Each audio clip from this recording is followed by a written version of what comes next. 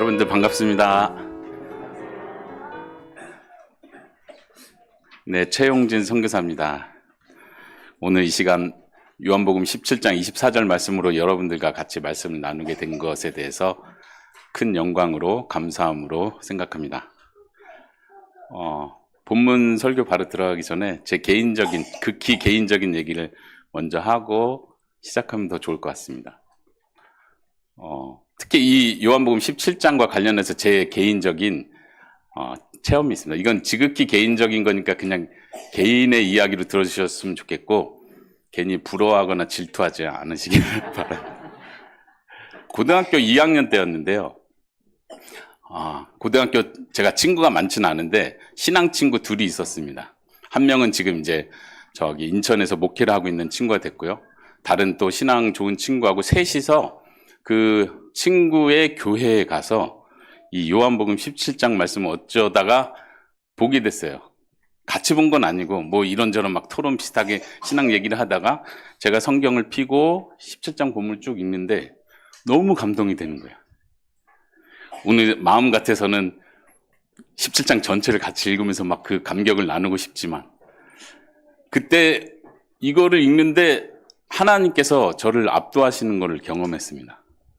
이거 어떻게 표현할 수가 없는 것 같아요. 그냥 압도했다는 표현. 그 뒤로 계속 그때를 생각하면은 내가 뭔가에 진짜 압도돼서 쉬었구나 이거는 분명한데 그 감정의 내용이 뭔지는 정확히 모르겠어요. 대신에 이제 제가 옛날부터 아끼던 성경이 있는데 그때 당시에 보던 성경 거기다 제가 이렇게 열린 노트라고 하죠. 여백이 있는 노트 거기다 표시해 놓은 게 있어요. 어떻게 표시했냐면 성부, 성자, 성령 이렇게 하고 이렇게 서로 표시라고 화살표로 서로 표시를 하면서 서로 사랑하신다, 서로 사랑하신다, 서로 사랑하신다 이렇게 표시했었던 기억이 있습니다. 재밌는 거는 그 압도가 너무 강해서 여러분들 술 진하게 취해 보신 적 있으시죠? 네. 그러면 제 감정을 잘 이해 못할 수도 있는데 완전 취해가지고 제가 그 뒤로 필름이 끊겼습니다. 그리고 나중에 깨보니까 그 이유도 잘 생각이 안 나는데 나중에 그 목사 된 친구한테 다시 그때 얘기를 들었어요. 그때 무슨 일이 있었냐고 제가 얘기를 들었어요. 제가 발견된 곳은 경찰서였습니다. 전 기억이 안 나요. 경찰서 갔던 기억이 없는데 친구가 증언을 하더라고요. 나중에 그걸 더블 증거로 저희 형이 그때 얘기를 또 하더라고요. 너 그때 생각나냐? 내가 너 때문에 경찰서 가지고 너 데려오느냐고 고생했다고. 그런 적이 있었나 싶을 정도로. 그 친구들하고 얘기하다가 친구 교회가 2층이었는데 상가에서 이렇게 내려와가지고 길 가는데도 계속 압도된 상태로 가다가 저도 모르게 막 눈물이 계속 나면서 그 길가에서 조그만 골목에서 무릎을 꿇고 막 통곡을 했는지 기도를 했는지 회개 기도는 아니었던 것 같은데 너무 막 벅찬 감격을 감당할 수가 없겠더라고요. 그 친구 둘은 저를 보면서 당황한 거죠. 얘가 왜 이렇게 바보가 됐나? 근데 얘기 들어보니까 누가 신고를 했대요. 애 둘이가 한 명은 엄청 패고 있다. 그래가지고 제가 경찰서에서 발견됐습니다. 예, 지극히 개인적인 얘기니까 부러워하지는 마시고. 제가 이 요한복음 17장을 대할 때는 그때 생각이 자꾸 떠오릅니다. 그래서 한편으로는 감사한 마음도 있는데 또 한편으로는 여러분들 두려운 마음이 있습니다. 무슨 두려운 마음이냐면 제가 그 하나님의 사랑을 다 표현할 수 없을 거라는 그런 마음.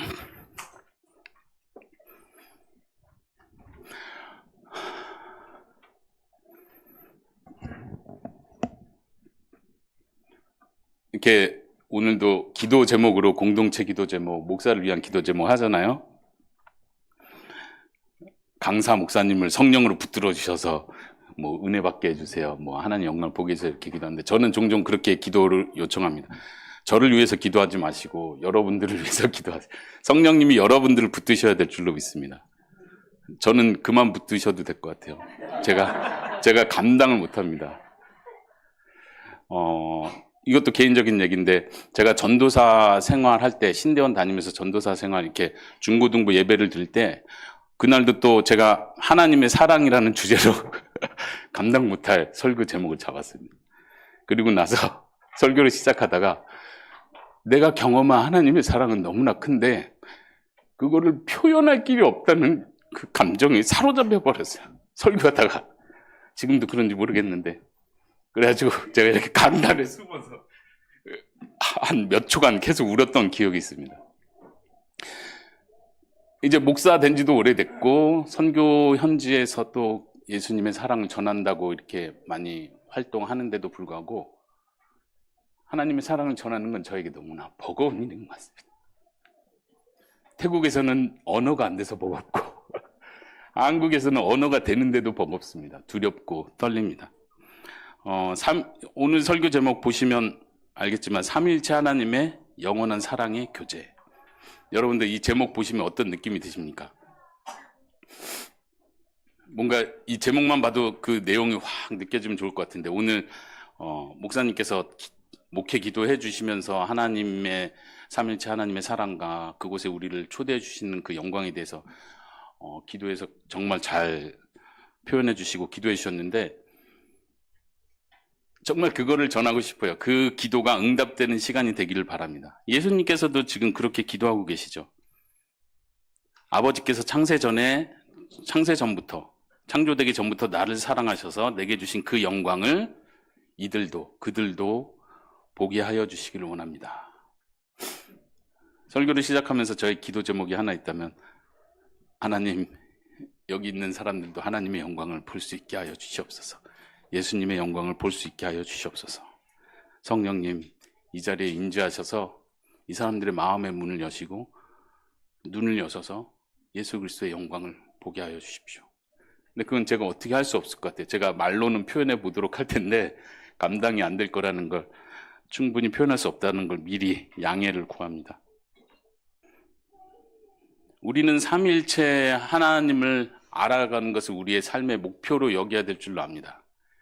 그런데 우리는 우리의 관심사가 너무 많아서 하나님을 묵상하고 하나님을 생각하기엔 우리 마음이 너무 여유가 없는 것 같아요.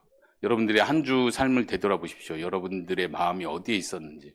우리가 회개 기도도 하지만 우리의 마음은 분주한 곳, 바쁜 곳, 당장 닥친 문제에 조급해하죠. 하지만 우리의 삶의, 우리 성도의 삶의 목적은 하나님을 알아가는 것입니다. 그렇습니까? 그렇습니까? 아멘.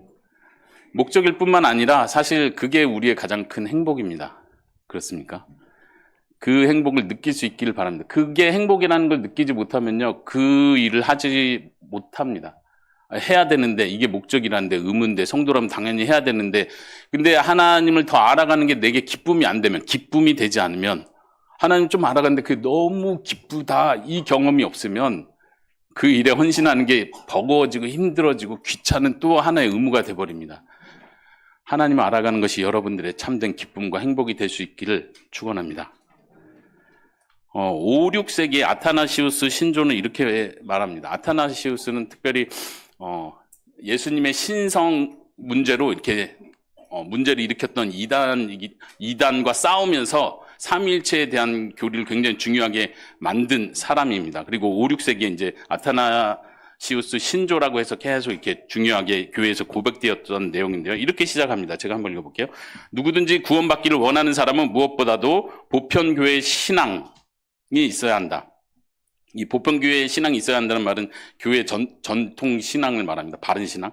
이 신앙을 완전 무결하게 유지하지 못하는 사람은 의심할 여지 없이 영원한 멸망을 받을 수밖에 없다. 그리고 설명합니다. 그 보편 신앙이 무엇인지. 교회의 보편 신앙은 이것이다. 우리는 삼위일체이신 한 분 하나님, 한 분이신 삼위일체 하나님을 예배한다. 우리 신앙 고백마다 매 주마다 이렇게 고백하는 줄로 믿습니다. 또 송영을 드릴 때도 성삼위 하나님을 찬양하는 송영을 하고 시작을 하죠. 이것을 고백하지 않으면 다 이단이라고 합니다. 근데 아타나시우스는 이렇게 아주 강하게 말하죠. 이 교회 보편 신앙, 삼위일체 신앙을 붙들지 않는 사람은, 이 신앙을 완전 무결하게 유지하지 못하는 사람은 의심할 여지 없이 영원한 멸망을 받을 수밖에 없다. 우리의 신앙, 우리가 고백하고 묵상하는 하나님 한번 생각해 보십시오. 우리는 삼위일체 하나님을 묵상합니까? 예수님도 묵상하고 하나님도 묵상하고 성령님도 알고 고백은 하는데 우리가 이 삼위일체 하나님을 진심으로 믿고 예배하고 있습니까? 우리의 신앙을 그런 면에서 점검해 봤으면 좋겠습니다. 청교도 신학자 존 오웬은 이렇게 말했습니다. 성부 하나님과의 교제, 우리는 성부 하나님과 교제해야 한다. 성자 예수님과의 교제, 우리는 성자 예수님과 교제해야 된다. 그리고요, 성령 하나님과의 교제, 우리는 성령 하나님과 교제해야 한다. 여러분들은 세 분 삼위 하나님과 교제하고 계십니까? 이 말이 좀 되게 낯설 것이라고 생각이 듭니다. 혹시 낯설고 알고 싶으면 존 오웬의 책을 읽어보시기를 권합니다. 존 오웬은 이 세 분 삼위 하나님과 각각 독특한 관계 안에서 그분과의 교제를 계속 발전시켜야 될 것을 우리에게 가르쳐주고 있습니다. 여러분들은 삼위 하나님을 어떻게 알아가셨습니까? 저는 개인적으로 예수님을 먼저 만났던 것 같아요. 예수님과 교제했던 것 같아요. 그리고 예수님을 더 알아가다가 성부 하나님에 대해서 알게 됐습니다. 아, 내가 사랑하는 이 예수님, 그분의 아버지가 성부 하나님이시구나. 이분이 예수님을 보내신 거구나. 너무 감동으로 감격을 했어요. 그런데 제가 알기로 삼위일체인데 성령님은 어디 계시지? 성령님은 제일 마지막에 알게 됐던 것 같아요. 나중에 알게 됐어요. 아, 성령님은 본인을 드러내기를 원치 않으시는구나. 나에게 예수님을 가르쳐 주신 분도 성령님이시고 하나님 아버지를 아름답게 보여주신 분도 성령님이셨는데 성령님은 본인을 드러내지 않으셨구나. 그걸 나중에 알게 됐어요. 그리고 성령님을 더 사랑하게 됐습니다. 성경은 우리에게 성부, 성자, 성령 하나님의 그 사랑의 관계에 대해서 굉장히 많은 것을 이야기하고 있습니다. 제가 짧게 오늘 본문들을 좀 많이 살펴볼 텐데 여러분들이 앞으로 성경을 보면서 이 삼위 하나님의 사랑의 관계의 관점으로 구약에서부터 신약까지 요한계시록까지 한번 쭉 읽어보시기를 정말 권합니다. 왜냐하면 우리는 너무 아까 말한 것처럼 내 관심사, 내 생각, 내가 묵상하는 것에 몰두되다 보니까 결국 내 중심으로 성경을 보게 돼요. 내게 필요한 말씀을 찾게 되고 내게 주실 응답이 뭔가 이 관점으로 성경을 보게 됩니다. 근데 성경은 1차적으로 하나님에 관한 이야기입니다. 그렇죠? 우리가 잘 알잖아요. 하나님에 관한 이야기인데도 불구하고 우리는 계속해서 그래서 나에게 무슨 도움이 되지를 찾습니다. 우리가 보통 말하는 적용, 묵상이 대부분 그런 것입니다. 하나님은 이런 분이시고 하나님은 사랑이 많으신 분이라는 건 알겠는데 그래서 그게 나에게 지금 무슨 도움이 되지? 이번 한 주를 살 때, 오늘 하루 살 때 그게 나에게 어떤 은혜가 되고 도움이 되지? 여기에 관심이 있다는 얘기입니다. 물론 그것도 필요하죠. 당연히 필요한 건데 제가 지금 말씀드리는 건 하나님의 사랑의 관계, 하나님 자체를 알아가시는데 여러분들의 더 큰 목표와 더 큰 무게를 두시기를 바라는 것입니다. 그러면 여러분의 삶은 훨씬 더 행복해질 것입니다. 내가 하나하나 적용점을 찾아가지고 적용하면서 실천하면서 문제를 하나하나 해결해가면서 찾아가는 행복보다 하나님을 알아갔을 뿐인데 내 삶이 바뀌는 걸 여러분들이 경험하게 될 줄로 믿습니다. 요한복음 1장에서 우리가 잘 아는 말씀 이렇게 말씀하고 있습니다. 본래 하나님을 본 사람이 없는데 아버지 품속에 있는 독생하신 하나님이 하나님 자신을 나타내셨느니라. 예수님께서 하나님 아버지를 나타내셨습니다. 우리는 하나님 아버지를 추상적인 개념으로 이해할 수가 없습니다. 삼위일체 개념도 추상적인 신학적인 개념으로 이해하는 게 아닙니다. 우리는 예수님을 통해서 하나님 아버지를 알아갈 수 있습니다. 왜냐하면 하나님 아버지는 눈에 보이지 않기 때문에 그렇습니다. 구약의 이스라엘의 역사들을 통해서 하나님을 알아가듯이 가장 강력하게 하나님 아버지를 보여주시는 분은 그 통로는 예수님이십니다. 말씀이 하나님을 계시하십니다.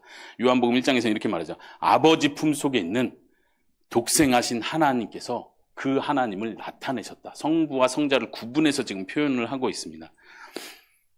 우리가 오늘 읽은 본문 요한복음 17장에서는요. 예수님께서 기도 쭉 대제사장적 기도를 하면서 아버지여 아버지여라는 표현을 계속해서 말씀하고 계십니다. 그리고 요한복음 14장에서 예수님께서 이렇게 말씀하시죠. 내가 곧 길이요 진리요 생명이니 나로 말미암지 않고는 어떻게 해요?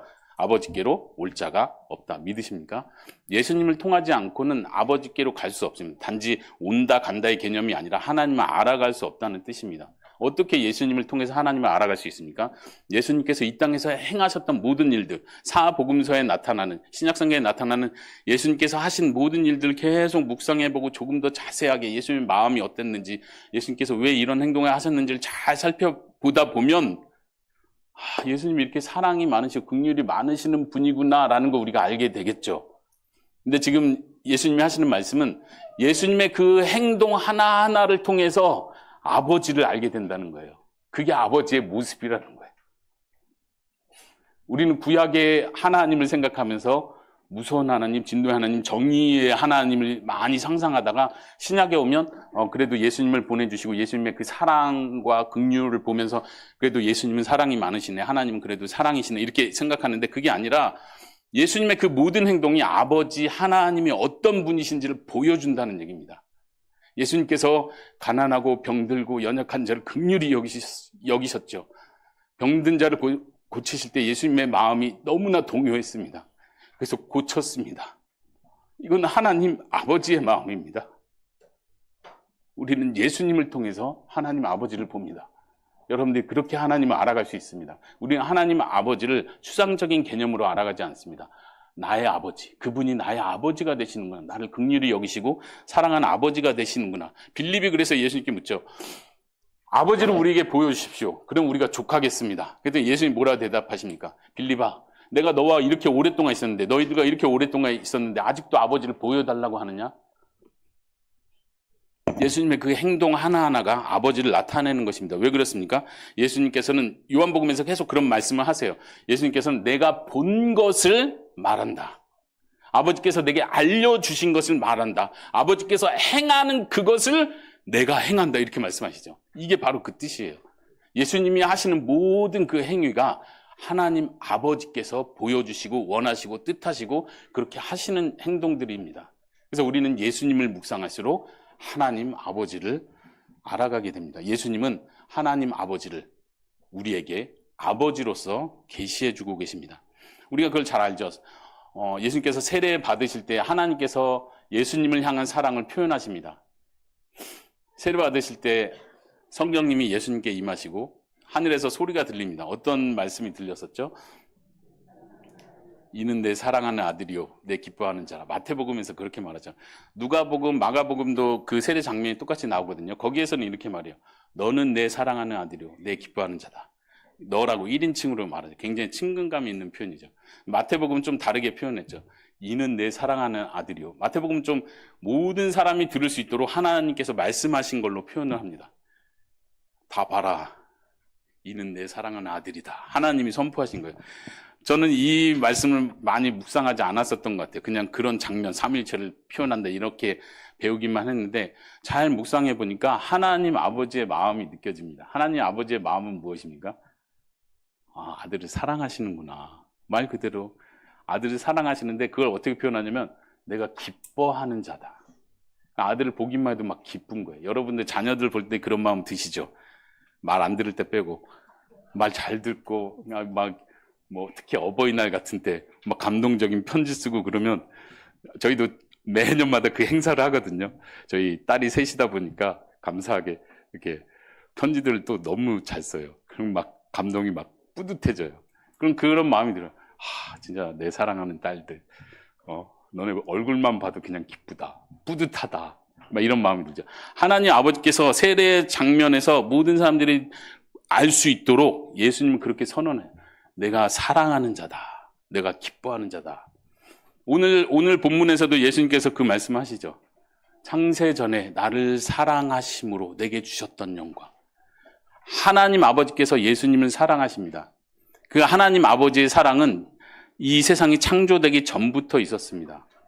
그 하나님의 사랑은 우리가 상상하기 힘듭니다. 왜냐하면 우리는 영원 전에 존재해보지 않았기 때문에 그렇죠.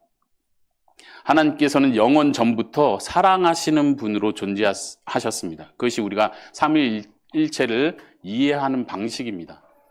만약 하나님께서 삼위일체가 아니라 단일한 하나의 신이었다면 영원 전, 창조 전에는 사랑을 실천할 수가 없었겠죠. 그러나 창조 전에도 삼위 하나님께서는 서로 사랑하셨습니다.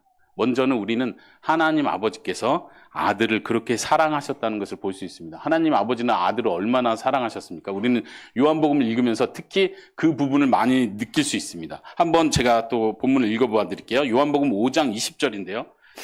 예수님께서 말씀하십니다.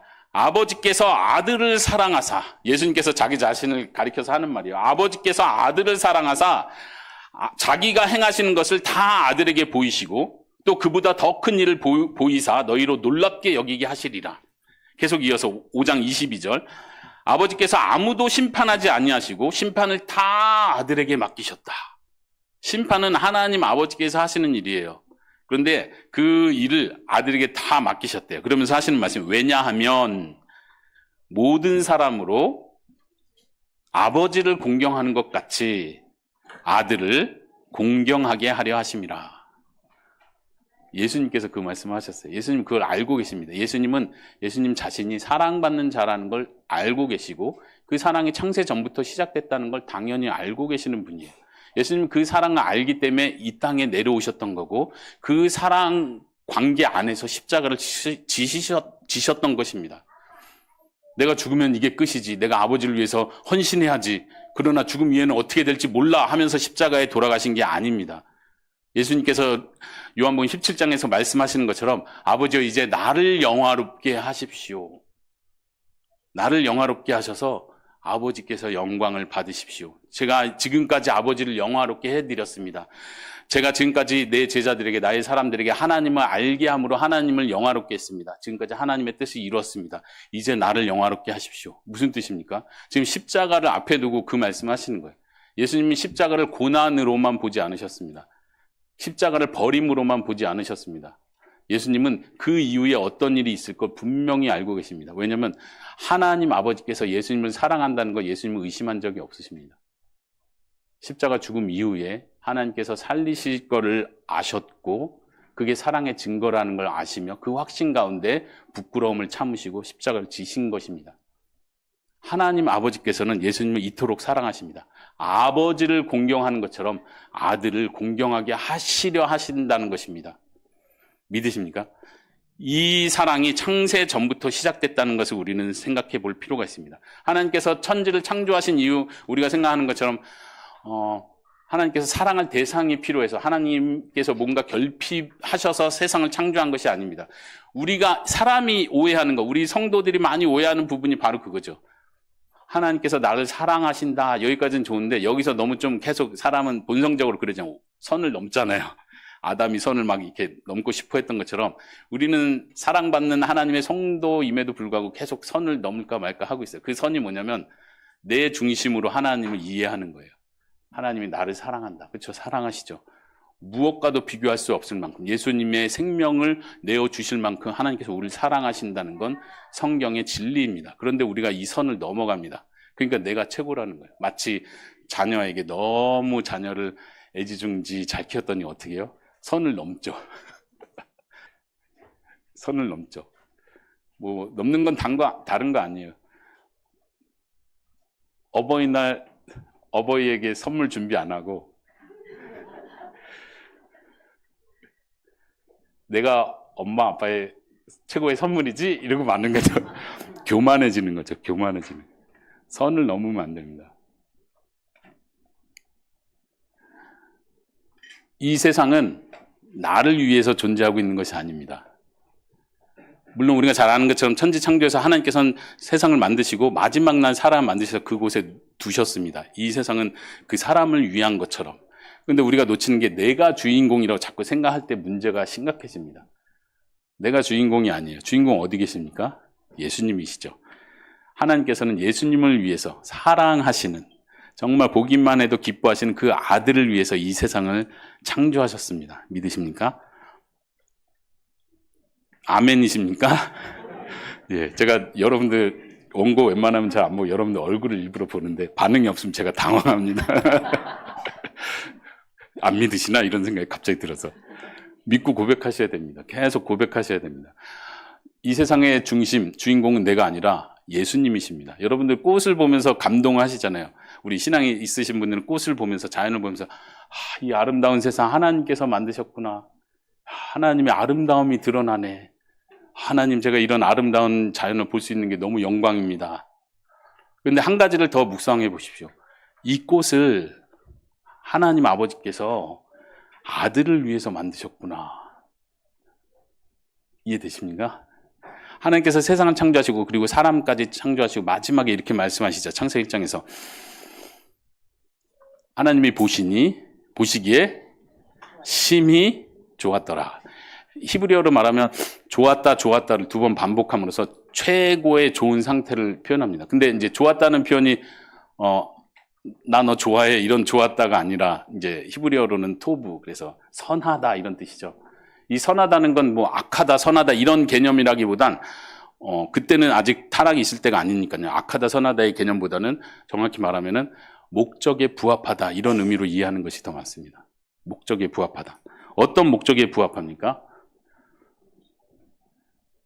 그렇죠. 자연을 만드시고 인간에게 기쁨이 되기 위해서 자연을 만드셨다면 인간을 위한 목적, 인간을 기쁘게 하고 인간 너를 위한 것이다. 이런 목적이 되겠지만 지금 하나님께서 보시는 것은 예수님 중심으로 이 세상을 보고 계십니다. 우리가 잘 아는 구절이 있어요. 골로새서 1장에 보면 이렇게 말합니다. 만물이 모든 것이 그에게서 창조되되, 그는 여기서 성자 예수 그리스도를 가리키죠. 그에게서 창조되되 하늘과 땅에 보이는 것들과 보이지 않는 것들 혹은 왕권들과 주권들과 천상의 세계를 말합니다. 통치자들과 권세들이나 만물이 모든 것이 다 그로 말미암고 그 다음에요. 그를 위하여 창조되었다. 그가 누구라고요? 성자 예수님. 믿으십니까? 아멘. 믿으셔야 합니다. 만물이 다 나를 위해서 창조된 게 아니라 예수 그리스도를 위해서 창조됐다니까요. 꽃을 보면서 하나님께서 나에게 주신 선물이야 이렇게 감동하기 전에, 너무 급하게 감동하기 전에 하나님께서 예수님을 위해서 이 꽃을 만드셨구나. 그럼 나는요, 하나님 왜 나를 만드셨죠? 나를 사랑하시기 위해서 만드셨구나 하기 전에 나를 만드셔서 예수님에게 기쁨이 되게 하시려고 만드셨구나. 모든 영광이 예수님께 돌아가고 예수님이 기뻐할 수 있도록, 그리고 그것이 하나님 아버지의 기쁨이셨구나. 이렇게 생각하셔야 됩니다. 이해되십니까? 어렵나요? 계속 가도 되겠죠? 생각을 하나 바꾸시면 아주 쉽습니다. 주인공은 내가 아니고 예수 그리스도다. 이렇게 생각하시면 돼요. 근데 우리는, 사람은 참 이게 힘들어요. 내가 주인공이 되고 싶기 때문에 힘듭니다. 그러나 우리가 예수님 믿고 고백한다는 건 이 내가 주인공이 되는 자세를 내려놓는 게 믿음입니다. 우린 기독교 안에 들어와서 자꾸 자존감을 세워야 된다 이런 게 막 너무 많다 보니까 선을 자꾸 넘는 거예요. 선을 넘지 말아야 될 선을. 내가 주인공이 되는 거야. 하나님보다 내가 위로 올라가고 예수님보다 내가 좀 더 위에 올라갈 수 있는 것처럼 선을 넘는 거죠. 아니요. 우리는 예수님을 위해서 창조되었습니다. 믿으십니까? 하나님께서 성자를 위해서 창조하셨습니다. 이것이 창조의 궁극적인 목적이고, 하나님 아버지께서는 아들을 사랑하심으로, 아들을 기뻐하심으로 이 세상을 창조하시고 사람들을 만드셨습니다. 사람들을 창조하셔서 아들을 기뻐하시고 아들의 사랑을 표현한다는 게 어떤 뜻입니까? 우리가 잘 아는 구절, 계속 우리가 묵상하는 구절들이 있습니다. 빌립보서 말씀, 빌립보서 2장 9절에서 11절 말씀. 하나님께서 사람을 창조하셨는데 아들을 위해서 창조하셨다. 이 말씀을 설명해 보겠습니다. 빌립보서 2장 9절에서 11절은 여기도 우리가 잘 아는 본문입니다. 그런데 예수님 중심으로 한번 다시 살펴보십시오. 이러므로 하나님이 그를 지극히 높여, 여기서 하나님은 성부 하나님을 가리키고요. 그는 성자 예수 그리스도를 가리키겠죠. 하나님이 그를 지극히 높여 모든 이름 위에 뛰어난 이름을 주사 하늘에 있는 자들과 땅에 있는 자들과 땅 아래에 있는 자들로 모든 무릎을 예수의 이름 앞에 꿇게 하시고, 잘 아는 구절이죠. 여기엔 우리가 포함되죠. 그렇습니까? 우리가 예수님 이름 앞에, 예수님 앞에 무릎을 꿇게 되는 것입니다. 그리고 모든 입으로 예수 그리스도를 주라 시인하게 합니다. 우리는 그렇게 고백합니다. 예수님이 나의 주님이십니다. 나를 다스리시는 나의 왕이십니다. 우리는 그분 앞에 무릎을 꿇습니다. 이것이 믿음입니다. 우리 이 자세로 신앙생활을 합니다. 선을 넘지 않고 우리는 그분의 종으로 살아갑니다. 하나님 아버지께서 예수님을 사랑하시기 때문에 그렇게 하신다는 거 이해하십니까? 하나님이 그를 지극히 높이신 이유, 예수 그리스도를 지극히 높이신 이유는 모든 사람, 하나님 아버지께서 창조하신 모든 사람이 예수 그리스도의 이름 앞에 무릎을 꿇게 하시기 위해서 그렇게 하셨답니다. 아멘이십니까? 여러분들 여기서 기쁨을 누릴 수 있기를 바랍니다. 여기서 기쁨을 누릴 수 있기 바랍니다. 예수님 가장 높임을 받으십시오. 나도 그 중에 한 사람이 된 것이 너무나 영광스럽습니다. 나도 예수 그리스도 앞에 무릎을 꿇을 수 있다는 것이 나의 가장 큰 복입니다. 내가 주님을 주로 고백할 수 있다는 것이 얼마나 큰 영광인지 모릅니다. 예수님 모든 영광을 받으십시오. 이것이 나의 기쁨이 되어야 될 줄로 믿습니다. 그것이 여러분들의 기쁨인 줄로 믿습니다. 하나님 아버지께서 예수님을 사랑하시는 또 하나의 표현이 있습니다. 이 땅에서 보여주셨던 표현. 요한복음에 보면 여기도 계속 하나님 아버지께서 성자 예수 그리스도를 사랑하는 표현을 계속 드러나는 장면인데 3장에서 이렇게 말합니다. 하나님이 보내신 이는, 여기서는 성자를 가리키겠죠. 하나님께서 보내신 이는 하나님의 말씀하시나니 이는 하나님이 성령을 한량없이 주심이라. 계속 성부, 성자, 성령을 구분해서 우리가 읽어야 됩니다. 하나님 아버지께서 아들을 보내셨는데, 근데 그 아들은 하나님 아버지의 말씀만 하신대요. 그리고 이렇게 하시는 이유는 하나님께서 성령님을 그 아들에게 한량없이 부어주기 때문이라고 표현합니다. 그리고 그 다음 절에 이렇게 표현합니다. 아버지께서 아들을 사랑하사 만물을 그의 손에 주셨으니. 예수님께서 이 땅에 계시는 동안 성령으로 충만함을 받으시고 하나님 아버지의 뜻을 행하셨습니다. 성령으로 충만한 가운데 아버지의 말씀만 하셨고, 아버지께서 보여주신 것만 하셨고, 아버지께서 행하시는 그 일만 하셨습니다. 십자가에 가는 그 길도 하나님의 뜻과 일치되는 바로 그 길이었습니다. 성령으로 충만함으로 그게 가능했습니다. 그리고 그 일을 통해서 하나님 아버지께서 영광을 받으십니다. 그 하나님 아버지는 성령을 부어주심으로써 그 아들이 하나님의 뜻에 합당하게 할 수 있도록 모든 은혜와 능력을 입히셨습니다. 예수님은 우리와 똑같은 성전, 몸을 가지신 분이셨죠. 이건 좀 다른, 샛길로 가는 이야기일지 모르겠는데, 우리가 예수님을 묵상할 때 예수님이 나와 똑같은 몸이었다는 걸 계속 의식적으로 노력하면서 묵상을 하실 필요가 있습니다. 특히 복음서 읽을 때. 사마리아 여인을 만나실 때 햇빛 중에 더우셔서 우물가에 앉으셔서 사마리아 여인을 만나시죠. 예수님이 왜 우물가에 앉으셨을까요? 물론 우리는 예수님께서 그 사마리아 여인을 전도하시려고 미리 앞을 내다보시는 예수님의 신성적인 면을 많이 생각하는데, 예수님의 인성적인 면을 생각해 보십시오. 제가 태국에서 살았지 않습니까? 태국에서 40도 날씨가 올라가면요, 죽습니다. 말 그대로, 문자적으로 죽어요. 그래서 그늘에 숨어야 돼요. 쉬지 않으면 죽습니다. 예수님 우리가 똑같은 몸을 가지고 계셨다니까요. 거기 우물가 아니면 피할 데가 없으셨겠죠. 너무 더우신 거예요. 너무 지치시는 거예요. 예수님의 그런 모습들을 우리는 생각해야 됩니다. 하나님 아버지께서 예수님을 사랑하셨으면 이 땅에 내려오신 그 예수님을 사랑하시고 성령을 한량없이 부어주심으로 예수님이 그 모든 사역을 감당할 수 있게 은혜를 베푸신 것입니다. 예수님을 사랑하시기 때문에 그랬다는 것을 우리가 기억할 수 있기를 바랍니다. 지금 제가 읽은 그 다음 구절에 바로 이어서 이렇게 말합니다.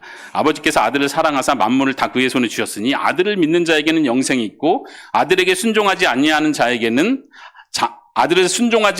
자는 영생을 보지 못하고 도리어 하나님의 진노가 그 위에 머물러 있느니라. 하나님의 진노가 어디에 머물러 있다고요? 하나님 아버지 성부의 진노가 어디에 머물러 있다고요? 아들에게 순종하지 않는 자라고 말합니다.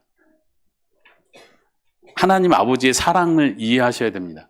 이건 아버지의 사랑입니다. 아들을 사랑하는 아버지의 마음이에요. 내 아들에게 순종하지 않는 자는 내가 용서하지 않는다. 이렇게 말씀하시는 거예요. 성자는 어떻습니까? 아버지께서 아들을 사랑하십니다. 아들은 하나님 아버지를 어떻게 사랑하십니까? 우리가 잘 아는 것처럼 아들의 사랑은 자신의 희생으로 나타납니다. 아버지의 뜻에 순종함으로 나타나죠. 이거는 더 이상 많이 설명하지 않아도 여러분들이 잘 받아들이는 사실이라고 믿습니다. 그러나 아버지를 사랑하셔서 그 일을 행하셨다는 걸 꼭 묵상하시기 바랍니다. 우리는 계속해서 나를 사랑하셔서 십자가에 지셨다고 믿고 싶어 하잖아요. 그렇게 고백하기를 좋아하잖아요. 맞는 말인데요. 지금 제 관점은 여기에 더 중요한 초점, 더 궁극적인 초점이 아버지를 사랑하기 때문에 십자가를 지셨다는 걸 이해하셔야 돼요. 받아들여야 돼요. 그게 우선이라는 거 알아야 돼요. 내가 먼저가 아니라니까요. 예수님께서 아버지를 사랑하심으로 십자가를 지셨습니다. 그게 무슨 말이죠? 아버지를 사랑하는데 왜 십자가를 져요? 아버지가 죄를 졌네. 아버지를 대신해서 십자가 져야 되네. 아니잖아요. 그 뜻이 아니라 하나님 아버지께서 원하시는 바가 무엇인지를 정확하게 아시기 때문에. 하나님 아버지께서 원하시는 바가 뭐예요? 아들을 사랑하시는 거라니까요. 네. 또 나한테 바로 돌아오잖아. 하나님 아버지는 날 구원하기를 원하시지. 나를 자녀 삼기를 원하셔서 예수님이 십자가에 죽으셨지. 그러니까 예수님은 하나님 아버지를 뜻을 행하기 위해서 주인공이 누구라고요? 삼위일체 하나님이십니다. 내가 아니라. 하나님 아버지께서 원하시는 건 예수님을 높이는 거라니까요. 이 세상도 그래서 만들었다니까요. 여러분도 그래서 구원하시는 거라니까요. 구원해서 예수님 이름 앞에 무릎 꿇게 하시려고 여러분들을 구원하신다니까요. 여러분들이 무릎을 안 꿇으면 안 돼요. 그건 하나님의 뜻을 거스리는 거니까요. 그러면 예수님은 하나님을 사랑하는 편이 왜 십자가를 지시는 거죠? 아버지의 뜻을 이루기 위해서. 왜냐하면 우리가 읽은 요한복음 17장에서 그걸 예수님 분명히 말합니다. 아들을 영화롭게 하셔서 어떻게 해요? 아버지를 영화롭게 하십시오. 예수님의 이 마음을 여러분들이 이해하셔야 됩니다. 성자 예수님께서 얼마나 하나님 아버지를 사랑하시는지를 이해해야 돼요. 그게 먼저 여러분들 마음을 사로잡아야 돼요.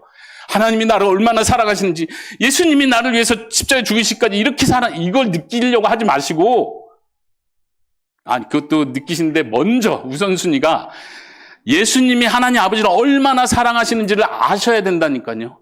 목숨을 바칠 만큼 사랑하세요. 내가 이 길을 걸어야만 내 아버지, 내가 사랑하는 아버지께서 영광을 받으신다는 걸 아주 분명하게 아시는 거예요. 그래서 그 길을 용감하게, 담대하게, 기쁜 마음으로 가시는 거예요. 그래서 그러셨던 거예요. 그걸 우리는 성경 안에서 계속해서 발견해야 합니다. 지금 말씀드린 말씀이 요한복음 17장 4절인데 한번 여러분들 눈으로 같이 보십시오. 아버지께서 내게 하라고 주신 일을 내가 이루어 아버지를 이 세상에서 영화롭게 하였사오니, 아버지를 사랑하기 때문에 아버지의 일을 행하십니다. 병자를 고치신 거 그들을 불쌍히 여기셔서 고치셨다고 성경이 말하잖아요. 예수님이 그 병자를 불쌍히 여기신 건 사실인데, 예수님이 그렇게 하시는 이유는 아버지가 그렇게 하시기 때문에 그런 거예요. 아버지가 그 사람을 그렇게 불쌍히 여기시니까 내가 아버지의 뜻을 이루고 싶어서 예수님 그 일을 하신다니까요. 아버지의 뜻을 이루는 것이 예수님의 가장 큰 소원이고 기쁨이에요. 그 사랑을 이해하십니까? 여러분들 사랑하는 사람들 있잖아요. 가족에서든 부부간에든 사랑하는 사람 있잖아요. 그 사랑하는 사람이 원하는 걸 해주고 싶은 거예요. 잠깐 스쳐가면서 했던 말인데 그걸 딱 기억해서 그걸 딱 해줘요. 이게 사랑이죠. 예수님께서는 아버지 하나님께서 원하시는 거 하나도 놓치지 않으시고 그대로 다 행하십니다. 십자가를 지시는 것도 바로 그 예수님의 사랑의 표현입니다. 고린도전서 15장 24절에서 이렇게 표현합니다. 사도 바울이 성도들의 부활을 설명하면서 구속의 최종 완성에 대해서 이렇게 표현합니다. 그는 그리스도를 가리킵니다. 그리스도께서 모든 통치와 권세와 능력을 멸하시고 나라를 아버지 하나님께 바칠 때라. 모든 구원의 완성을 이렇게 표현한다니까요. 예수님께서 모든 통치와 권세와 능력을 다 멸하시고 나라를 아버지께 바치는 것이다. 여러분들 예수님께 속으셨다는 생각 드십니까? 아니, 나를 포함해서 하나님의 백성 구원하셔서 나를 위해서 내 삶이 풍성하게 해주시려고 날 구원하셨는 줄 알았는데 더 궁극적인, 더 밑바탕에 깔린 목적이 따로 계셨구나. 그 아버지께 나를 드리시려고 한 거였구나. 억울하다. 그거 알았으면 내가 그런 생각이 드십니까? 근데도 우리는 이쪽을 잘 묵상하지 않죠. 왜냐하면 나한테 너무 함몰되어 있어서. 아니요, 여기서 우리가 우리의 기쁨을 발견할 수 있기를 바랍니다. 예수님께서는 나를, 하나님의 백성을 하나님 아버지께 드리기를 최종 목적하셨구나. 그리고 그 과정을 지금 이루고 계시는구나를 여러분들이 받아들이시기를 바랍니다. 그 중심으로, 그 바탕으로 구원을 생각하시기 바랍니다. 그 바탕으로 하나님을 묵상하시기 바랍니다. 그 바탕으로 나의 신앙 생활을 점검해 볼 수 있기를 바랍니다. 이제 그 다음 단계로 우리의 구원에 대해서 생각해 봅시다. 그러면 우리의 구원은 무엇입니까? 저는 한 3가지 정도로 여러분들께 말씀드리고 싶습니다. 다 아는 내용인데요. 첫째는 우리는 성부의 아들이라는 사실입니다. 두 번째는 우리는 성자의 신부라는 사실입니다. 그렇죠. 잘 아는 내용이죠. 세 번째는 좀 낯설 수 있는데 하나님께 드려진 선물이다. 저는 이렇게 표현하고 싶어요. 아들 예수님께서 하나님 아버지께 드린 선물. 제가 아까 표현했던 비슷한 표현인데요. 예수님은 우리를 하나님 아버지께 선물로 드리고 싶어 하셨어요. 첫 번째로 먼저 살펴봅니다. 우리는 하나님의 아들로 입양되었다는 사실을 교리적으로 또 우리의 신앙 고백에서 항상 고백합니다. 딸 말고 아들. 왜 아들이죠? 우리 딸들은 항상 그 얘기를 종종 했었죠. 왜 여긴 하나님의 아들이라. 이건 여기서 아들을 강조하는 이유는 하나예요. 상속자로 세우기 위한 그런 의미가 있습니다. 상속자. 우리는 하나님의 상속자입니다. 예수님은 하나님의 유일한 아들이시죠. 독생자시죠. 그런데 예수님만을 아들로 세우지 않으시고 우리를 구원하심으로써 우리도 예수님과 동등한 아들로 삼으셨습니다. 이것이 우리의 영광이고 특권입니다. 아까 말했죠. 하나님 아버지께서 아들 독생자 예수 그리스도를 얼마나 사랑하신다고 했습니까? 이는 내 사랑하는 아들이요 내 기뻐하는 자라. 이 세상 만물을 아들을 위해서 창조하셨다고 했어요. 근데 그 아들을 향한 그 사랑을 우리에게도 똑같이 주기를 원하시는 거예요. 그래서 우리도 예수님과 동급으로 세워주시는 거예요. 신성이 동등하다는 뜻을 하는 게 아니에요. 예수님이 아들인 것과 똑같이 우리도 아들로 세우셨다는 얘기예요. 그것이 양자됨입니다. 이건 엄청난 특권입니다. 우리는 그럴 자격이 없는 자예요. 우리 자신을 보면 늘 느끼잖아요. 자격이 안 된다는 걸 느끼잖아요. 그럼에도 불구하고 하나님께서 그걸 다 해결하셨어요. 그리고 내가 너를 아들로 삼는다 이렇게 말씀하십니다. 고린도 후서에 보면 이렇게 표현합니다. 내가 너희를 영접하여 너희에게 아버지가 되고 너희는 내 자녀가 되리라. 전능하신 주의 말씀이니라. 아버지께서 우리의 아버지가 되어 주시는 거예요.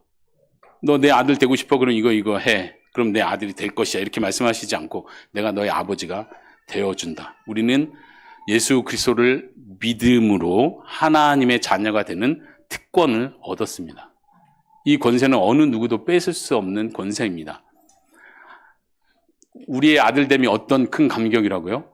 하나님 아버지께서 그 독생자 아들을 사랑하시는 것과 같은 똑같은 사랑을 우리에게 주시겠다고 하신 것입니다. 두 번째로 우리는 예수님 성자의 성부입니다. 이것도 우리가 잘 알죠. 교회는 예수님의 신부다 이런 표현을 우리가 많이 들어서 잘 압니다. 그것도 한번 삼위일체 하나님의 관점에서 생각해 보십시오. 아버지는 아들을 너무 사랑하시는데 제가 딸들을 엄청 사랑하잖아요. 그래서 이제 제일 큰 애가 벌써 25살이 돼서 이 사윗감을 준비해야 되는데 제 아내하고 저하고 종종 장난스럽게 여러 이야기를 많이 해요. 사위가 오면 내가 어떻게 질문을 해야 되지? 자네 내 딸과 결혼하면 요리는 삼시세끼 다 할 수 있나? 뭐 이런 생각도 해보고 별 생각을 다 해요. 어쨌든 웬만하면 합격하기가 힘들 것 같아요. 저희 조건이 계속 올라가는 걸 느껴요. 하나님 아버지께서 지극히 사랑하시는 그 아들을 위해서 신부를 준비하셨습니다. 누가 준비하신다고요? 하나님 아버지께서 아들을 위해서 신부를 준비하시는 거예요. 우리는 그 신부가 돼버렸어요. 어떻게 해요? 그래서 거룩한 신부로 정결한 신부로 마지막 날까지 혼인잔치 자리에 갈 때까지 여러분들 아직 결혼한 거 아닙니다. 예수님과 아직 결혼한 게 아니에요. 우리는 정혼한 상태예요. 정혼. 신약의 정혼 개념 아시죠? 요셉과 마리아가 정혼해서 그 당시에는 정혼 상태가 이미 법적으로는 결혼 상태지만 실제로 동거하는 상태는 아니죠. 우리가 딱 그런 위치예요. 예수님과 법적으로는 연합을 했는데 아직 동거 상태는 아닙니다. 언제 동거합니까? 예, 죽고 나면 동거하는 거예요. 죽고 나서 하나님 영광의 날에 들어갈 때 동거하는 거예요. 이 비유가 너무 적절한 것 같아요. 예수님은 몸으로 계십니다. 여러분들 천국에 가면 예수님과 악수를 할 수 있습니다. 예수님 이렇게 안아볼 수도 있습니다. 정말요. 왜냐면 여러분도 몸을 가지고 있고 예수님도 몸을 가지고 있기 때문에 그렇습니다. 예수님과 동거하게 될 거예요. 그게 진짜 결혼이죠. 그 결혼 잔치 자리까지 하나님 아버지께서는 우리를 지키십니다. 정결하게. 만약 하나님 아버지께서 정결하게 지키는 것을 실패하면 어떻게 될까요? 아들아 미안하다. 내가 널 위해서 아주 정결하고 깨끗하고 아름다운 신부를 준비해 주려고 했는데 저 녀석들이 말을 안 듣는구나. 저 녀석들이 나를 이렇게 힘들게 하는구나 하고 하나님 아버지께서 실패하실까요? 천지를 창조하신 그 하나님께서, 구속의 역사를 완전히 이루신 그 하나님께서 그것을 실패하실까요? 여러분들로 하여금 하나님께서 노력하게 하실 것입니다. 성령님을 통해서 그 일을 하시겠죠. 근데 이 모든 주권은 하나님 아버지에게 달려 있습니다. 나는 내 사랑하는 아들을 위해서 신부를 준비한다. 너희에게 달린 게 아니다. 이건 나의 명예고 내 아들을 사랑하는 최고의 표현이다. 우리는 그 안에 신부로 부름받은 자입니다. 너무 영광스럽죠. 우리가 예수 그리스도의 신부라는 건 너무나 영광스러운 자리입니다. 너무나 확실한 자리입니다. 양자됨과 똑같이 신부됨은 굉장히 우리 모두에게 하나님의 구원받은 자로서, 하나님의 성도로서의 확실성을 우리에게 부여해 줍니다. 내가 자격이 돼서 신부가 된 게 아니기 때문에 그렇습니다. 세 번째로 말씀드리는 게 성자 예수님께서 성부 하나님께 드려지는 선물이라고 표현했습니다. 마지막 때 나라를 하나님께 드리신다고 표현했습니다. 그 나라 백성들 표현했습니다. 요한계시록에도 그런 표현이 똑같이 나옵니다. 아마 여러분들이 한두 번은 이 구절을 보셨을 것 같은데 이 구절도 한번 잘 묵상해 보시기 바랍니다. 요한계시록 5장 9절에서 10절인데요. 제가 읽어드리겠습니다. 여기 보면 네 생물과 24장로들이 찬양하는 장면, 즉 찬양의 가사, 내용이 나와 있습니다. 어떻게 찬양하냐면 두루마리를 가지시고 그 인봉을 떼기 합당하시도다. 일찍이 죽임을 당하사 각 족속과 방언과 백성과 나라 가운데서 사람들을 피로 사서 하나님께 드리시고, 우리말 성경으로 보니까 하나님께 바치셨다 이렇게 표현하는데 헬라어에서는 이 동사 자체가 나오진 않습니다. 다시 말하면 우리들을 피로 사서 하나님께 이렇게 하고 끝나요. 무슨 뜻이죠? 우리를 하나님께로 향하도록 피로 사셨다는 얘기가 그 절정을 이루고 있는 거예요. 예수님께서 피를 흘리셨다고 했죠. 십자가에 죽으셨다고 했죠. 왜요? 나를 사랑하셔서 나를 구원하시려고. 근데 성경은 그렇게 말해요. 마지막 날 그 영광의 자리에 하나님을 영원토록 찬양하는 그 자리에서 우리를 포함해서 모든 천군 천사들이 이렇게 예수님을 찬양할 것입니다. 예수님께서 하신 일을 찬양합니다. 예수님께서 하신 일은 예수님 당신의 피로 이 사람들을 사서 하나님께 드리셨습니다. 예수님을 찬양합니다. 우리는 그 찬양에 동참하는 자들이에요. 예수님, 나를 사셔서 나를 하나님께 드리시다니요.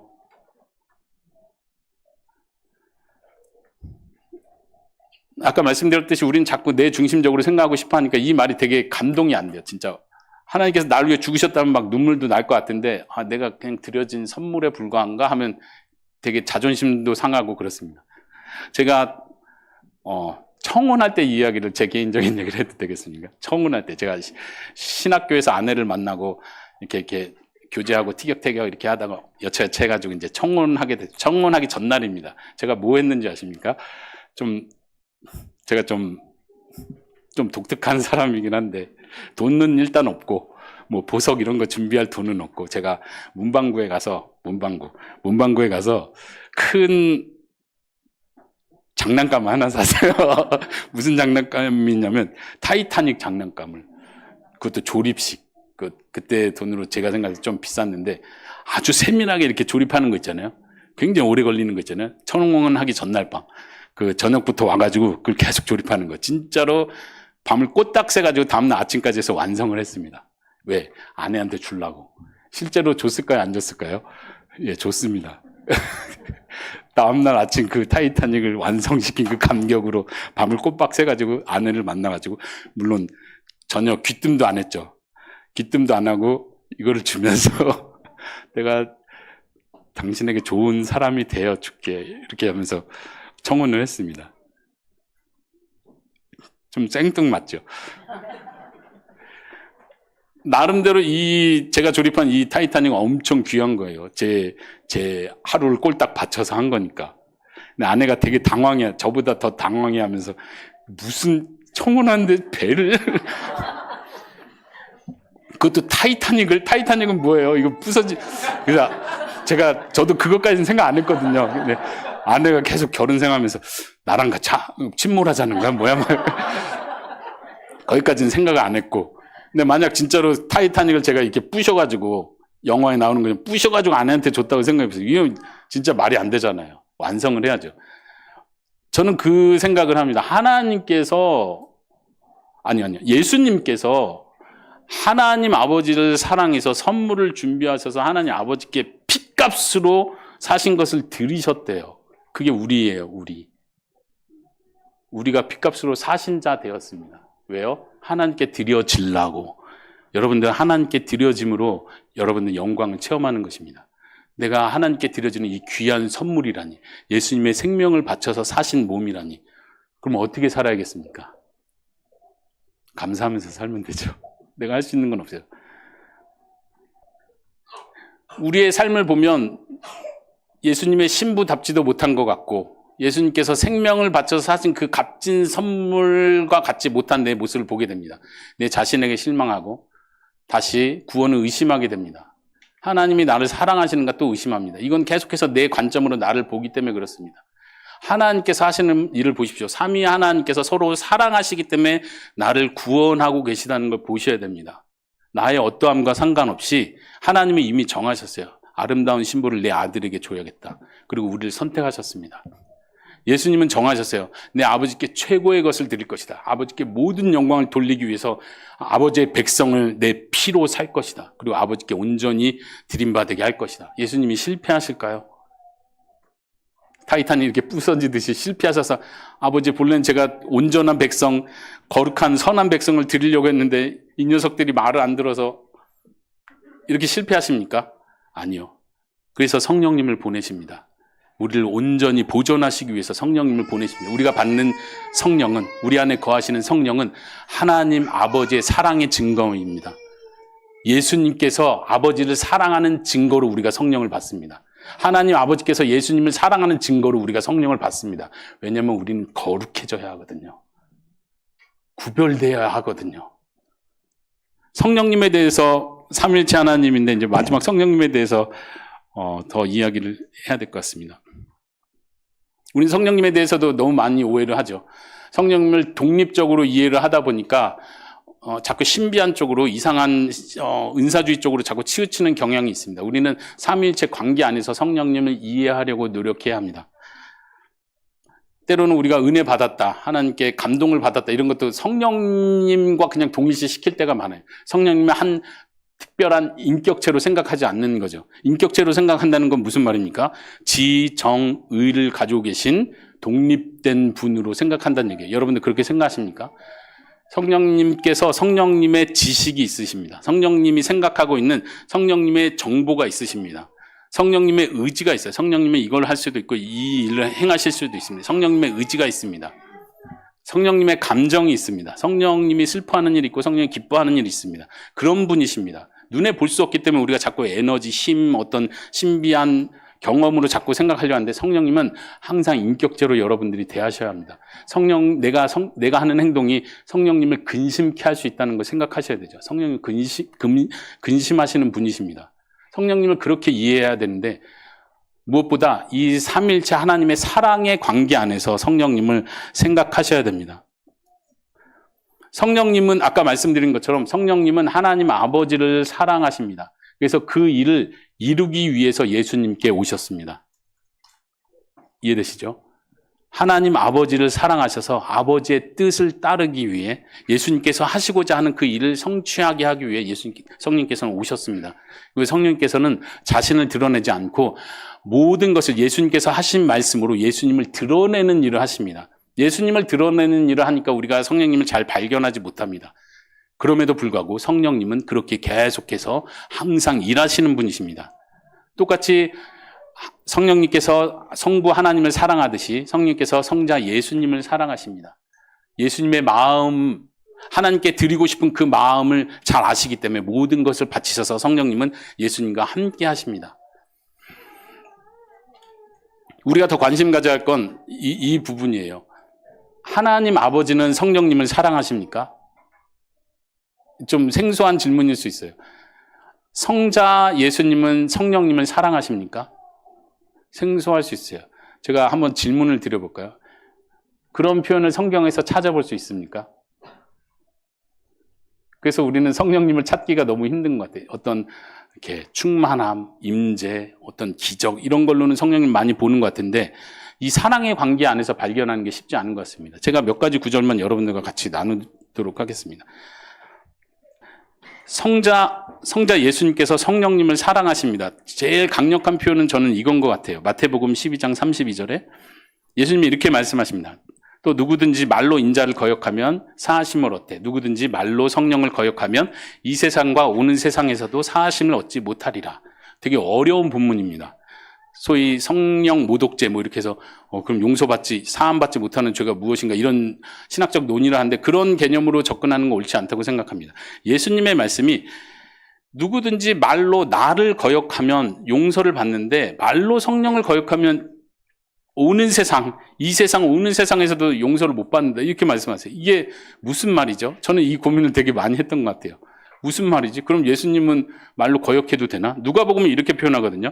누구든지 말로 인자를 거역하면 사하심을 얻으려니와 성령을 모독하는 자는 사하심을 받지 못한다. 그럼 예수님은 모독해도 되고 성령님을 모독하면 용서 못 받는 건가? 그래서 뭐 이상한 교리가 나오기도 하죠. 근데 저는 그렇게 보면 안 된다 생각하고 예수님께서 성령님을 사랑한다는 걸 이 문장 안에서 아주 충분히 표현하고 있다고 생각합니다. 여러분들 그런 경험 있습니까? 차라리 나를 때려. 내가 사랑하는 사람은 건들지 마. 진짜 나 때리라는 얘기가 아니고요. 건들지 말라는 얘기죠. 예수님이 마치 성령님을 향한 사랑을 이렇게 표현하시는 것 같아요. 나를 모독하는 건 용서받을지 몰라도 성령을 모독하는 건 내가 참을 수 없다. 여러분들 예수님을 모독하고 예수님 끝까지 거절하는 사람은 사하심을 얻지 못합니다. 근데 예수님의 말씀이 나를 모독하는 건 용서를 받아도 용서해줘도 성령을 거역하는 건 내가 용서하지 않는다. 이렇게 말씀하세요. 이것이 예수님께서 성령님을 얼마나 사랑하는지를 보여주는 것입니다. 아주 중요한 구절이라고 생각해요. 이사야서 63장 10절에서는 성부 하나님께서 성령님을 얼마나 사랑하시는지를 보여줍니다. 제가 읽어보겠습니다. 여기서 그들은 이스라엘 백성을 가리킵니다. 그들이 반역하여 주의 성령을 근심하게 하였으므로 그가 돌이켜 그들의 대적이 되사 친히 그들을 치셨더라. 여기서 신기한 건 성부 하나님과 성령 하나님을 구별해서 지금 표현을 하고 있어요. 다시요. 이스라엘이 반역하여 성부 하나님의 성령을 근심케 하였으므로 성부 하나님께서 돌이켜서 이스라엘의 대적이 되사 그들을 친히 치셨다. 이렇게 표현해요. 누구를요? 이스라엘 백성을. 하나님의 백성을. 왜요? 하나님의 성령을 반역해서 거슬러서 하나님의 진노가 그 위에 머물러 버리는 거예요. 하나님 아버지께서 성령님을 얼마나 아끼고 사랑하시는지 이해되십니까? 하나님 아버지께서 그 얘기 하셨잖아요. 내 아들에게 순종하지 않는 자에게는 하나님의 진노가 머물러 있다. 근데 그 동일한 사랑을 성령 하나님께도 똑같이 말씀하고 계십니다. 나의 영을 거스려 반역하느냐? 내가 그들의 대적이 된다. 그게 내 백성이라 할지라도. 삼위 하나님의 사랑하심을 발견할 수 있기를 바랍니다. 삼위 하나님께서 서로 사랑하시는 가운데 하나님의 영광을 드러내시기 위해, 서로의 영광을 충분히 드러내시기 위해 창조 사역을 시작하셨습니다. 그것을 충분히 드러내시기 위해 구속 사역을 시작하셨습니다. 거기에 주인공은 삼위 하나님이십니다. 구속 사역을 이루심으로 삼위 하나님께서 서로 영광을 받으십니다. 아멘.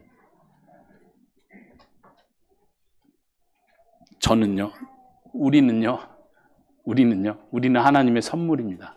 아버지께 드려지는 선물입니다. 아들에게 드려지는 신부입니다.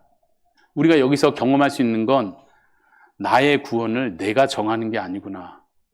하나님께서 나를 부르셨구나. 그리고 나에게 아들에게 성령을 부어주셨던 것처럼 그 동일한 성령을 나에게 부어주셔서 나로 하나님 앞에 올바른 백성, 올바른 신부, 올바른 하나님의 성도로 살아갈 수 있도록 나를 붙드시는구나. 나를 사랑하셔서 그렇게 하시는 것이지만 근본적으로는 삼위 하나님께서 서로 사랑하심으로 그 사랑이 실패하지 않는 범위 안에서 우리를 붙드시는 것입니다. 우리가 신부로서 실패할 수 있습니까? 우리가 하나님의 백성으로, 하나님께 드려지는 백성으로서 실패된 선한 백성이 아니라 악한 백성으로 남을 수 있습니까? 그럴 수 없다는 얘기입니다. 하나님께서 그것을 확실히 하십니다. 성령을 우리에게 한량없이 부어주십니다. 이젠 떠나지 않으십니다. 그래서 우리를 만들어 가시는 거예요. 우리는 그 안에 부름받은 자들입니다. 우리가 누리는 영광은 바로 여기 있습니다. 하나님께서 나를 그 하나님의 사랑 안에 불러주셨구나. 하나님은 본성적으로 그 사랑을 나누기를 기뻐하십니다. 우리는 그 흘러넘치는 사랑을 받은 자예요. 흘러넘치는 사랑을 그냥 받고 있는 자예요. 내가 뭔가를 해서 사랑받을 자격을 만들어가는 게 아니란 얘기입니다. 이해하시죠? 자녀들이 엄마 아빠의 사랑을 보면서 따뜻함을 느낍니다. 저희 세 자녀들이 오늘 일부러 세 자녀 얘기를 많이 하는데 하나님이 이해하는 아주 좋은 비유인 것 같아요. 저희 부부가, 저희 가족이 이렇게 차를 타고 제가 운전하고 이렇게 가면 항상 아내가 옆에 앉고 서로 대화를 하죠. 그럼 뒤에서 세 명이 나란히 자기네들끼리 막 얘기도 하고 그러다가 한 번씩 그래요. 엄마 아빠만 얘기한다고. 우리도 껴주라고. 아니, 엄마 아빠가 할 말이 많아서 많이 하는 거죠. 아이들은 부모가 사랑을 나누고 부모가 행복한 그 모습을 볼 때 안정감을 느낍니다. 그 안에서 그냥 사랑을 덤으로 누리는 거예요. 반대로 부부가 가정 안에서 서로 싸우고 불화하고 계속해서 서로를 미워하는 게 자녀들 눈에 보이면 자녀들은 불안함을 느낍니다. 자기가 사랑받지 못한다고, 내가 문제라고 느낍니다. 맞습니까? 하나님 아버지께서, 성부, 성자, 성령께서 온전한 충만한 사랑으로 사랑하고 계신데 우리는 그 안에 들어가 있는 거예요. 하나님의 사랑이 너무 풍성해서 우리는 자연스럽게 그 흘러넘치는 사랑을 경험하는 겁니다. 내가 뭔가를 더 잘하고 엄마 아빠가 지금 싸우고 계신데 내가 청소라도 해놓고 내가 숙제라도 빨리 해놓고서 칭찬받을 일을 해야지, 이런 불안한 어린아이의 심정이 아니란 얘기입니다. 하나님의 사랑은 완벽하시다니까요. 충만하시다니까요. 심지어 우리가 없어도 충만하시다니까요. 그럼에도 불구하고 그 충만한 사랑 속에 우리를 불러주셨습니다. 우린 그 사랑 속에서 하나님의 넘치는 사랑을 경험합니다. 그 하나님의 사랑 우리가 묵상하고 알아가고 맛볼수록 우리의 삶은 변화될 것입니다. 진정한 행복이 무엇인지 알게 될 것입니다. 그 하나님의 사랑을 더 알고 싶어지게 될 줄로 믿습니다. 우리의 신앙생활이 그렇게 될 수 있기를 바랍니다. 내 중심에서, 나 중심의 신앙생활에서 나의 눈을 들어서 삼위 하나님의 아름다움을 볼 수 있기를 바랍니다. 하나님의 아름다운 그 영광을 보게 하여 주십시오. 창조 때 하나님께서 빛이 있으라 말씀하신 것처럼 예수 그리스도의 얼굴에 있는 하나님의 영광을 아는 빛을 나에게도 비춰주십시오. 그 빛을 나에게도 비춰주십시오. 태국 땅에서 선교를 합니다. 저희 기도 제목도 똑같이 한 가지입니다. 하나님, 이 넉넉 마을에 이 사람들이 지금은 하나님을 알지 못하고 믿지 않고 보지 못하지만 처음 창조하실 때 빛이 있으라 말씀하신 그 말씀 한마디만 해주십시오. 저들의 눈을 열어서 하나님의 영광을 보게 해주십시오. 저들의 눈을 열어서 하나님의 사랑을 보게 하여 주시옵소서. 맛보게 하여 주시옵소서. 그러면 저들이 돌아올 것입니다. 이것이 우리의 기도가 될 수 있기를 바랍니다. 여러분들 자신을 위해서, 여러분들 가족을 위해서, 믿지 않는 여러분들이 아는 사랑하는 사람들을 위해서 그 기도를 할 수 있기 바랍니다. 하나님을 맛보 알게 하여 주십시오. 하나님의 사랑의 그 끈끈함을 알게 해주시고 나를 초대해 주신 그 사랑이 얼마나 큰 것인지를 경험하게 하여 주십시오. 이렇게 기도할 수 있는 여러분들 다 될 수 있기를 바랍니다. 함께 제가 기도하고 마무리하도록 하겠습니다. 살아계신 하나님, 하나님께서 저희를 사랑하시기 전에, 이 세상을 창조하시기 전에 삼위 하나님의 아름다운 사랑의 교제를 나누신 분임을 우리가 배웠습니다. 이 부족한 입술로, 부족한 언어로 하나님을 표현하는 것이 너무나 힘듭니다. 하나님, 친히 이 자리에 오셔서 주의 사랑하는 자들 마음의 눈 열어주셔서 하나님의 영광을 보게 하시고 삼위 하나님의 사랑의 교제의 아름다움을 보게 하여 주시옵소서. 우리가 받은 특권이 얼마나 큰 것인지를 알게 하여 주시옵소서. 예수 그리스도의 이름으로 기도합니다.